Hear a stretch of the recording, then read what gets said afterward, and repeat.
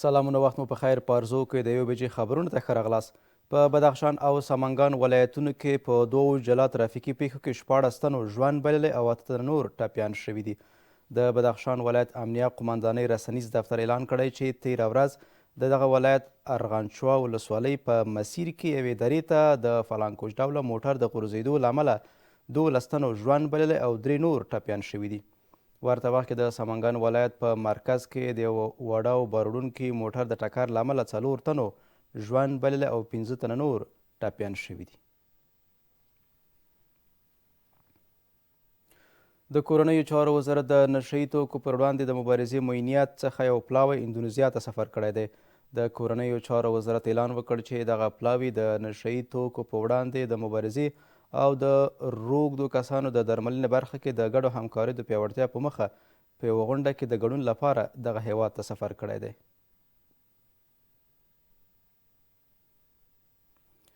اقتصادي مرستیالۍ په هیواد کې بهرنیو پانګوالو ته د اقامت له ورکړې څخه خبر ورکوي.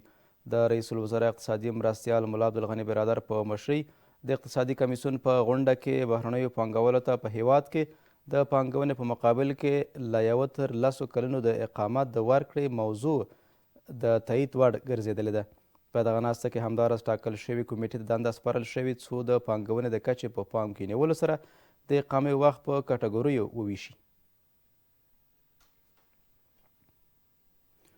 په مشهد کې د اسلامي امارت جنرال کنسل د وګړو او د خراسان رضوي د بهرنیو کډوالو ادارې له عمومي مدیر سره کتلي دي. په مشهد کې د افغانستان قونسلګرۍ اعلان وکړ چې په دغه کتنه کې دواړو لورو د دواړو هیوادونو ادارو ترمنځ د لا همغږۍ او د کډوالو ستونزو ته د ښه رسېدنې په اړه خبرې کړې دي.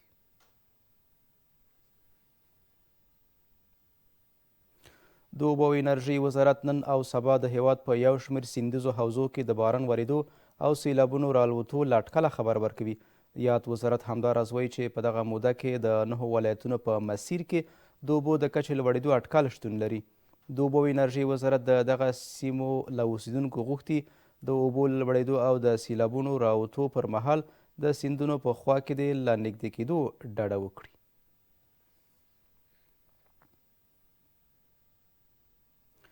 په بلخ ولایت کې د باج اخیستو په تړاو 7 تنه نیول شوي دي. د بلخ امنیه قمندانۍ اعلان وکړ چې دغه کسان په تیره یوه اونۍ کې د دغه ولایت له بېلابېلو سیمو څخه نیول شوي دي. په خبرپاڼه کې راغلي چې دغه کسانو د خلکو له انځورونو څخه په ناوړه ګټنې سره باج اخیسته.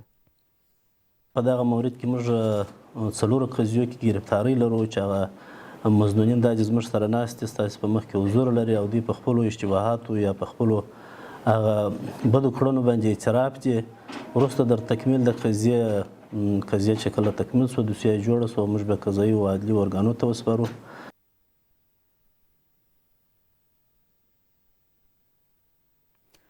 خبرونه همدومره ول. عملتیا مو ډیره مننه. تر بیا ښې چارې.